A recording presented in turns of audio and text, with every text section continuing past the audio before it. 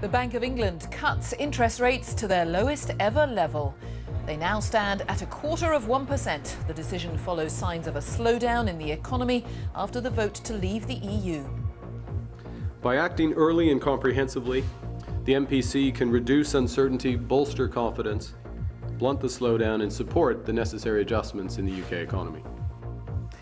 And also here this lunchtime. A 19-year-old man is arrested on suspicion of murder after a woman was stabbed in central London. Police say it was a random attack with no evidence of terrorism. Demonstrators in Rio try to put out the Olympic flame in protest at the cost of the Games, the day before the opening ceremony. And towering above the coastline, Brighton's vertical pier opens to the public. Its creators say it's the world's thinnest tall building. In the south, armed police are airlifted aboard a cross-channel ferry service as the French authorities step up the fight against terrorism. And 20 is plenty. The motorists who say new speed limits are being ignored.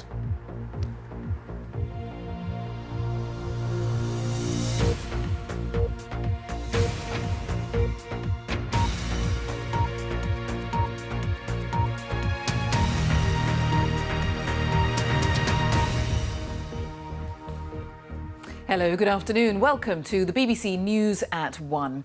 The Bank of England has cut interest rates to their lowest ever level. The base rate is now 0.25%, down from 0.5% in the first cut for 7 years. Many economists had argued that the move was necessary following a raft of recent data which indicates the economy is slowing in the wake of the vote to leave the EU. The latest details come from Simon Gompertz. Huge responsibility for calming nerves after the Brexit vote is falling on the Bank of England. Its Monetary Policy Committee held back on interest rate cuts immediately after the referendum. Now their figures show a sharp fall in growth. By acting early and comprehensively, the MPC can reduce uncertainty, bolster confidence, blunt the slowdown and support the necessary adjustments in the UK economy. The degree and composition of that stimulus is largely determined by the effects of the vote to leave the EU on demand, supply and the exchange rate.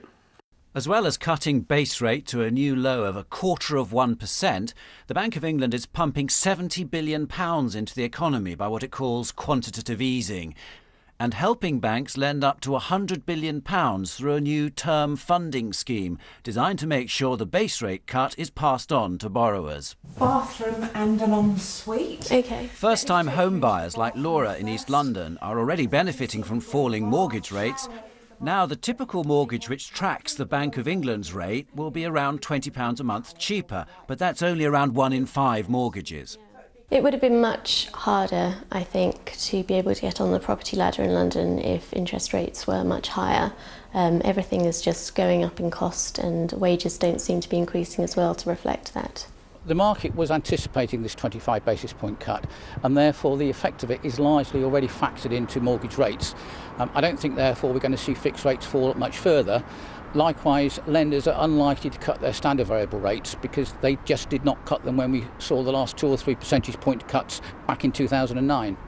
Of course, the question is how much difference the Bank of England's action really will make. Will it be the spark for greater confidence amongst shoppers and businesses, or will more need to be done?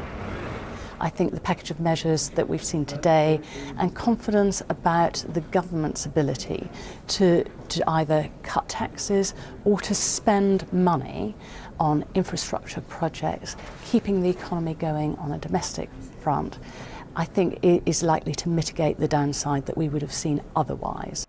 It's all a worry for Sandy, a pensioner in Portsmouth who's been getting less and less income on her savings. In the last few months, hundreds of accounts have already had their interest rates cut. It's just the fact that when you're used to getting that little bit extra coming in, a little bit extra pocket money as it were, and it's not there now, you have to fit everything else into the budget of what you have got coming in. It was nice to have that bit of interest, but no, you don't get it anymore. The Bank of England's shown today that it's willing to move on from changing interest rates, its traditional tool, to include more inventive measures to try to shore up the economy. Now we'll see whether that's effective. Simon Gompertz, BBC News.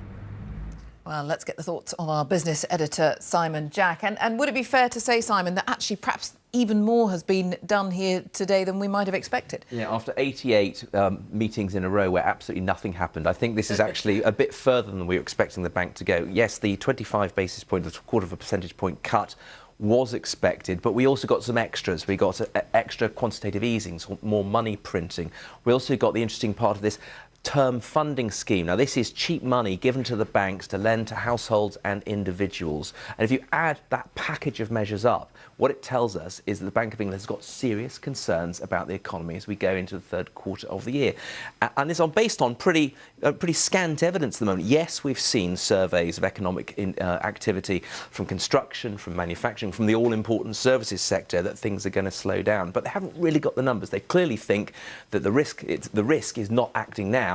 Better do it now, and then you can correct it later than not act and get behind the curve. And the crucial question, people watching this thinking, well, will it work? Will this help? Well, it's going to be interesting because, you know, if you're on a tracker mortgage, you're going to get an extra £20 a month. Are you going to rush out and spend that? You might want to save it. I think people are, most economists are worried that supplying extra money is not the problem. It's demand for that money. How do you get businesses to invest? How do you get people to spend? And for that, you might say that the Bank of England's at the end of its competency. This is the end of the road for them. What people now need to see is what the government's industrial strategy is going to be. What's our relation going to be like with the rest of the European Union? Are they going to fill the gap when businesses aren't going to spend by spending some money? Those are the big questions, and I think Philip Hammond will, be on his feet this afternoon answering some of those. All right, Simon, for now, thank you. Simon Jack. A 19-year-old man has been arrested on suspicion of murder after a knife attack in central London last night in which an American woman was killed. 5 other people were injured. 2 of them are still in hospital. Police say mental health is likely to have been a significant factor in the attack, and there's no evidence that the suspect is connected with Islamist extremism. Our correspondent Sarah Campbell is at the scene near Russell Square. Sarah. Well, Jane, after the violence of last night, Russell Square is starting to return to normal. London, indeed Europe, has been on high alert, and there were initially fears that this could be another terrorist attack. But the police have been very keen to stress today that they do not believe that to be the case. That doesn't, of course, make it any less horrific for those caught up in it, and especially the family and friends of the woman who was killed. The police arrived on the scene 6 minutes after the first of many emergency calls. Surrounded by officers, a 19-year-old man had been tasered and arrested. Looking on, shocked members of the public.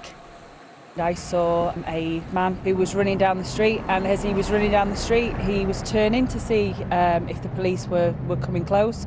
I could hear the policeman screaming, "Stop, don't move, don't go any further, just stay where you are." And he turned around and continued running. I saw them shooting at him, like almost here probably, number one, shooting at him on the leg, on one of the legs. I thought it was a gun, but then I found out it was not a gun. And then it was down, and so many police officers then just came here and they blocked the street. Around 100 metres away from the scene of the arrest, 6 people had been stabbed. A passing cyclist stopped to help. I saw the old lady lying against the wall, and I realized she was collapsing. The first thing I did is to call 999, and they told the lady's collapsing, please, could you come as quick as you can. This Spanish girl that was having her in the lap, trying to talk and to keep her alive, never got any answer back from her. The woman who died was from the United States. 5 others from Britain, Israel, the US and Australia were taken to hospital. 2 are still undergoing treatment.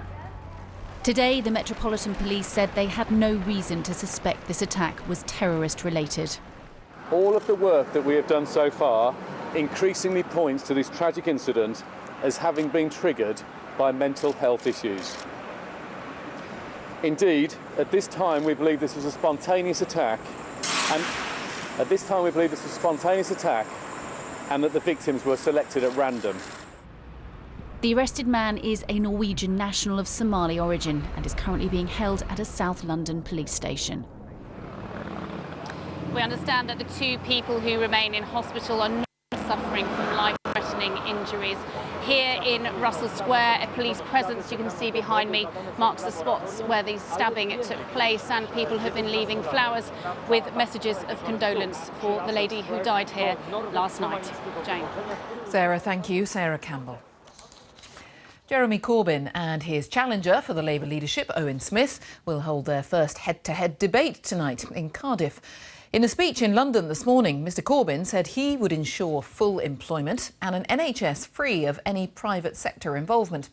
Mr Smith says his focus will be on uniting the Labour Party and turning it into what he calls a radical government in waiting.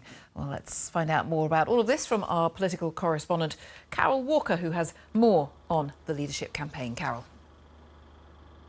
Yes, thank you. Well, at the speech here in East London, ahead of that big face-to-face confrontation, Jeremy Corbyn set out 10 ambitious pledges which he said would rebuild Britain. So he said that he would create 1 million good quality jobs, he would borrow to invest £500 billion in infrastructure projects, he would build 1 million new homes over 5 years. He said the current economic model was broken and under his plans no one would be left behind. But of course, the big focus is going to be on how he fares in that first face-to-face debate with his rival Owen Smith. And Mr Smith has warned that the Labour Party is teetering on the edge of a precipice. He said that if Jeremy Corbyn is re-elected, then the Labour Party will be ripped apart. But when I put that to Mr Corbyn, he rejected the idea of a split in the Labour Party. I'm sure no Labour MP would even dream of walking away from the family of the Labour Party. The family of the Labour Party that helped to put them into Parliament in order to represent Labour views and Labour values. Now, of course, Jeremy Corbyn's had plenty of experience of hustings after his successful leadership contest only last year. But for Owen Smith, this will be his first such outing. He clearly plans to put the pressure on Jeremy Corbyn over how he's going to reunite the party over the deep divisions that have been opened up throughout this contest, with most Labour MPs voting in a motion of no confidence against the Labour leader. So tonight, it's going to be a big moment and one that could really set the tone of this Labour leadership contest. Carol, thank you. Carol Walker. Taliban militants in Afghanistan have attacked a group of tourists, including British nationals. A number of people were injured when their minibus was targeted in the western province of Herat. 60% of people in the UK admit to being hooked on their digital devices. Research from Ofcom shows that millions of people have become so worried about their addiction, they've gone on a digital detox and taken a break from going online. Emma Simpson has more details. Escaping the day-to-day grind. Nothing beats getting away from it all. But can we really switch off?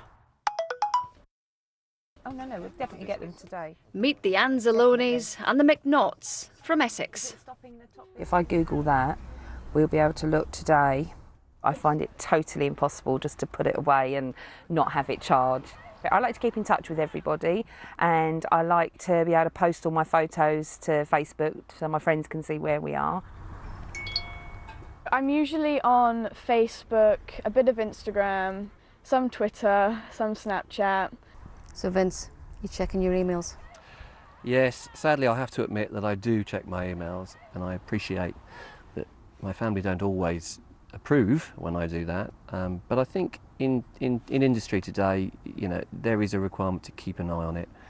We're now spending the equivalent of just over a day a week online, and we're aware of the drawbacks. A third of adults have taken a digital detox or break to strike a healthier balance. For instance, 16% of us have made a point of going somewhere with no internet access.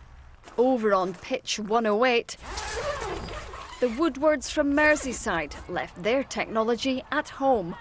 You're online probably most of the year, aren't you? And there's a lot going on in the world and different things like that. So 2 weeks of the year you can just chill out and forget about everything. Feel better for it? Yes, certainly do. Many parents are now making their kids take an online break. Nearly 2/3 have been digitally grounded, but this lot say they know when to stop. I don't find it something you need every day, because I'm more than happy biking up and down. I don't have to be on the internet. We're better connected than ever before, but the challenge is not to let technology take over our lives. Emma Simpson, BBC News, Poole. Absolutely. Now, the time is coming up to 1:15. Our top story this lunchtime. The Bank of England cuts interest rates to their lowest ever level, to 0.25%. And coming up, with just 1 day to go until the opening ceremony, I'm here in Belo Horizonte with Britain's Olympic athletes. In South today, trying to make a splash with his waterproof maps, the Hampshire entrepreneur who's turned things around after getting a rough ride in the Dragon's Den. And we're out on the farm, trotting through Country File Live in Oxfordshire.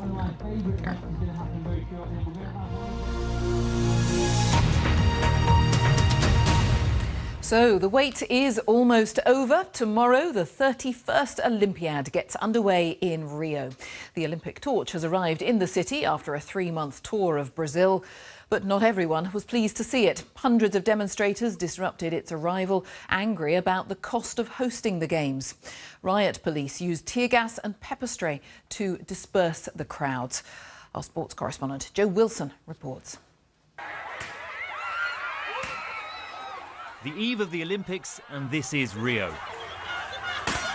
Police, protesters, tear gas, pepper spray. The path of the torch relay came face to face with an uncomfortable reality. At a time of recession and deep political uncertainty, there are many people in the city who simply do not want the Olympics there. And there are some competitors in Rio who may wonder who wants them there. The Russian team arrived in the Olympic Village as appeals continued over some of their competitors who've been banned for doping violations. The issue is persisting to the threshold of the Games and has taken the Olympic movement to the brink. Russians in Rio insist they're strengthened by the situation. Hopefully, as more athletes who deserve will compete, because I believe we are a clean nation and we all try to do our best each day. Well, Andy Murray's participation could not be more certain. Named Britain's flag bearer for the opening ceremony, to his surprise. I was just getting into bed at about 11:15. I was in my pants, and our team leader came and said the chef de mission needs to speak to you. And I basically jumped out of bed, ran downstairs, and Mark obviously gave me the news, and I was speechless. Really, I didn't know what to say. I was kind of just repeating myself. I think a lot. I was saying how honoured I was. Carrying the flag bears responsibility to pose with it in front of the sports minister, or alternatively to risk blocking the Queen's daughter. If only all political problems in Rio could be solved so simply. Joe Wilson, BBC News. Well, let's talk first of all to Chris McLaughlin, who is in Rio. The big day tomorrow. Chris, are those protests that we saw going to overshadow that in any way?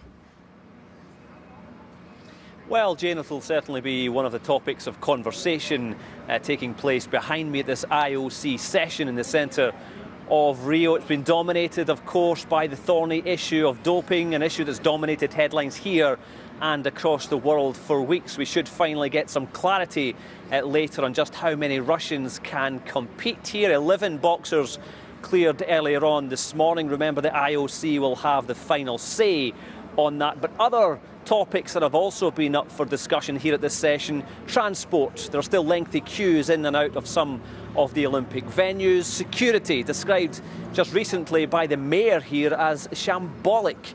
85,000 security personnel will be on hand during the Games themselves. And facilities. Construction work is still ongoing at some of the facilities. We believe it will be a little rough around the edges, but it will go ahead.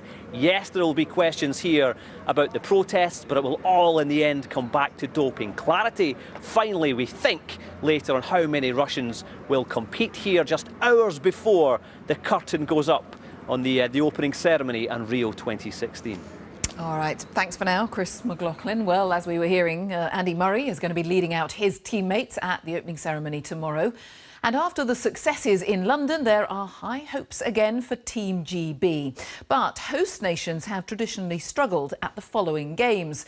So can Britain avoid an Olympic hangover? Our sports correspondent Andy Swiss is at the training camp in Belo Horizonte. How would you assess the mood, the optimism then, Andy?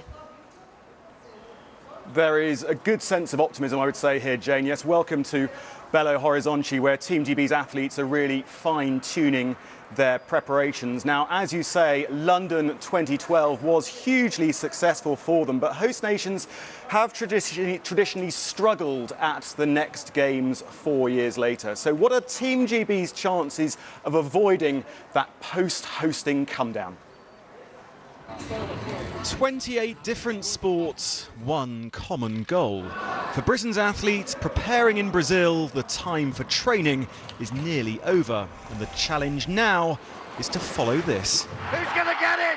Chris Hoy gets the gold medal! London 2012's gold rush surpassed all expectations and forged a host of new stars, like Nicola Adams, who told me that unforgettable experience can only help in Rio. It won't be as overwhelming as it was the first time. I was like, wow, you know, it's such an amazing experience. This time, I think I feel a little bit more level-headed. 4 years has passed so quickly, and I'm here and I'm ready to go. So what should we expect from Team GB here in Brazil? Well, London was their best games for more than a century. They won 65 medals. Here their target is a little more modest, 48 medals. That, though, would still make it their best overseas games, beating the 47 medals they won in Beijing 8 years ago. Host nations obviously have home crowds behind them, and I think that's a huge advantage. It's, you know, the proverbial 12th man, but, you know, in the team. And I think that actually, you know, what you have here is you have the whole of Britain behind the team, just, you know, several thousand miles away. And I think it's really important that they remember that. It looks like it might be Petey.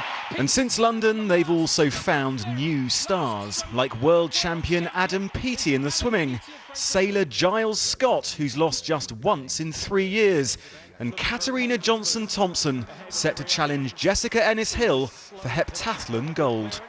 I still do admire and I respect everything she's achieved, so it can't be a rivalry in that respect. But, you know, I never thought our careers would cross paths, so yeah, it's a bit weird, but we're both going for the gold, and, you know, hopefully it'll be good for Great Britain and we'll get 2 medals in some capacity. Away from the hubbub of Rio, there's been a relaxed mood to the training camp here, inviting local school children to watch the rugby sevens. But after winning friends, it's now about winning medals. Time for Team GB to live up to their billing. Well, tomorrow night, of course, is the opening ceremony in Rio, but there'll actually be more British athletes watching it here than there will be parading inside the stadium. They'll be gathering here to watch it all on a big screen, but the main focus, of course, is on preparing for their big events over the next couple of weeks, Jane. Yes, we're looking forward to it. Thank you very much, Andy Swiss there. Thank you. Votes are being counted in South Africa after yesterday's local election, which is being seen as an important test for President Jacob Zuma and the ruling African National Congress. Mr. Zuma's authority has been weakened by corruption scandals and a sluggish economy. Let's find out the latest from our correspondent, Karen Allen, who's at the Central Tallying Centre there in Pretoria. What are the early indications suggesting, Karen? Well, we've just gone past the halfway mark. If you have a look at the board over there, the green board, the green shows a sea of green in support of the ANC. But the real story is that it may still be in the lead nationally, but it's seen an ebbing and erosion of its support. The critical thing is that some of the key target areas it's been looking at. In the city of Port Elizabeth, it looks like the opposition Democratic Alliance is in the lead there. That will be a significant blow if it secures that. That's just 60% of the votes in there. The other two cities, Pretoria and Johannesburg, it looks like that fight is neck and neck. And if neither the Democratic Alliance or the ANC is able to secure an outright majority, it might be up to the third party, the EFF, led by the firebrand politician Julius Malema, to become a kingmaker. That will be very hard for the ANC to swallow. After all, it was the party that kicked him out.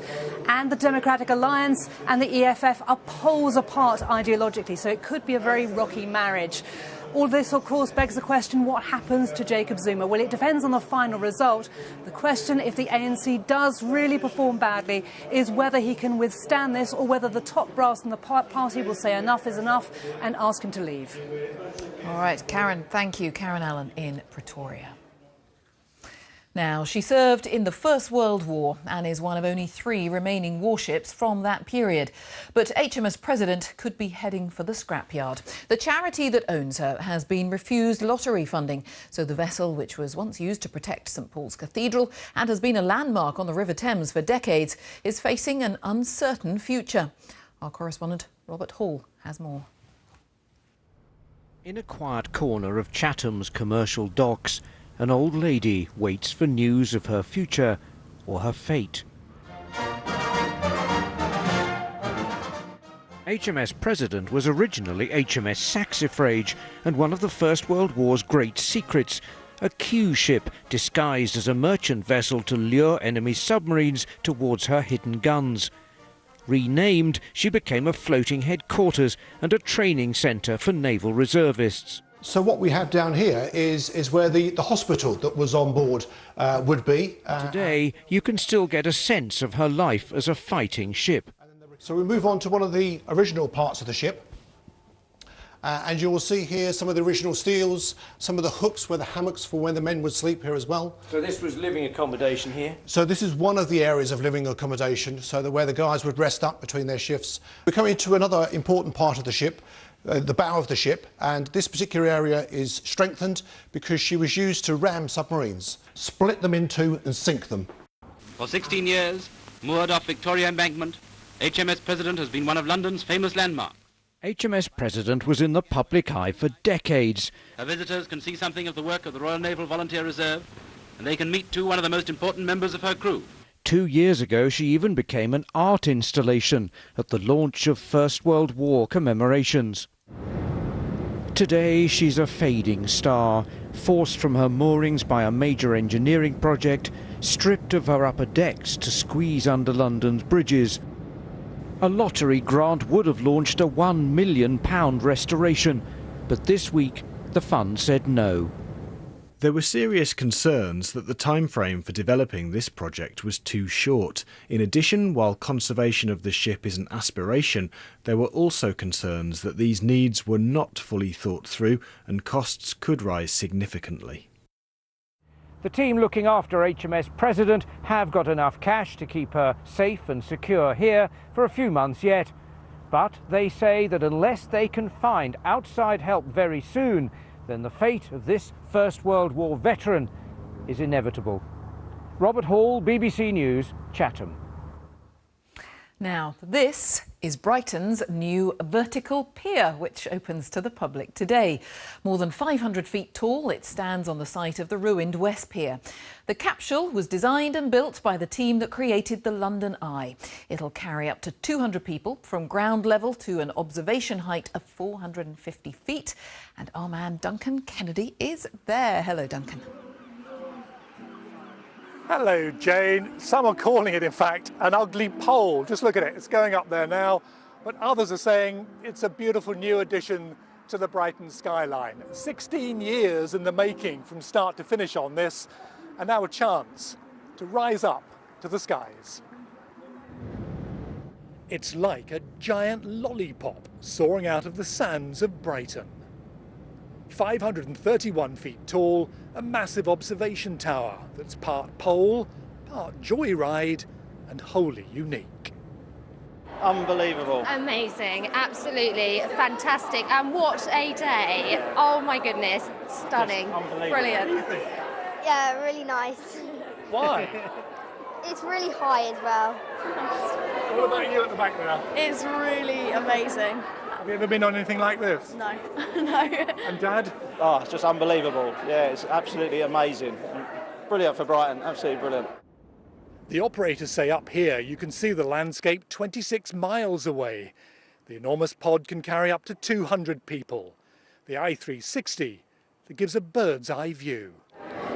In fact, at 138 metres, you're above the birds for much of this time in this incredible tower.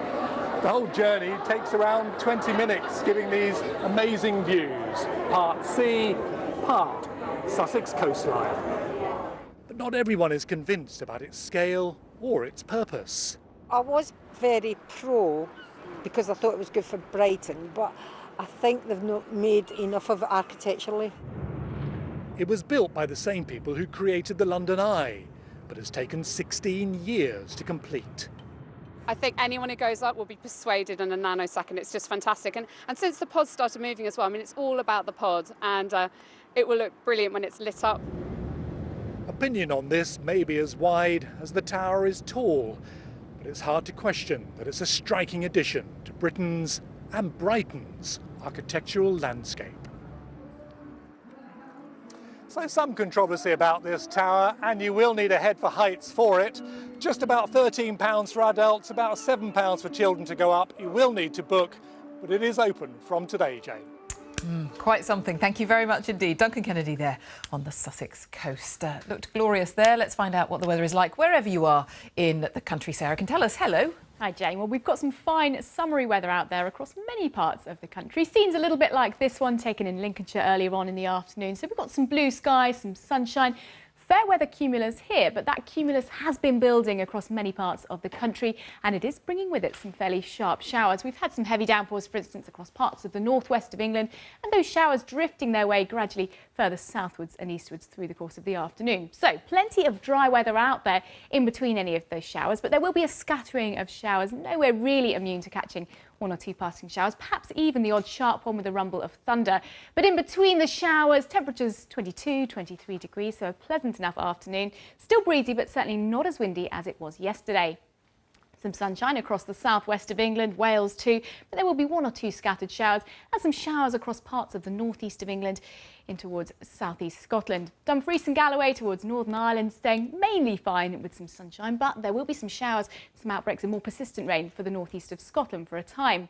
Then through this evening and overnight, a few sharp showers lingering in the northeast, but for most places things become dry with clearing skies and the winds fall light, so quite a chilly night ahead, particularly across the sheltered glens of Scotland. There could be just a touch of rural grass frost. But for most of us, it is a fresh start to the day on Friday and a fine day to come with this ridge of high pressure pushing in from the southwest. So after that fairly fresh start, plenty of sunshine on the cards through the day tomorrow. Fewer showers than we're seeing today, just one or two showers perhaps affecting the far northwest of the country. Temperatures for northern areas in the high teens, but further south we're likely to see 24 degrees or so. Then on to the weekend, it's a northwest-southeast split. At times there will be strong winds, in fact gales across parts of Northern Ireland, western Scotland, heavy rain here too. Sunnier spells and just one or two showers across England and Wales. So most of us start the weekend on a dry note, but the winds really picking up across parts of Northern Ireland and the west of Scotland. Gales or severe gales at times here, along with some fairly heavy bursts of rain. A different story though, further southeast across England and Wales. Sunny, dry and largely warm too, 25 degrees, quite humid overnight into Sunday. Now Sunday, a breezier day across the country, particularly windy for parts of northern England and Scotland once again. One or two showers, mainly in the northwest, many places dry, and temperatures towards the southeast up to around 23 or 24 degrees. So lots of fine weather on the cards over the next few days, but do watch out for those very strong winds, particularly in the northwest. Jane. All right, Sarah, thank you very much indeed. And just a reminder of our top story here this lunchtime. The Bank of England has cut interest rates to their lowest ever level, to 0.25%. And that is all from us for this lunchtime. Now on BBC One, it's time for the news wherever you are. Have a good afternoon. Bye-bye.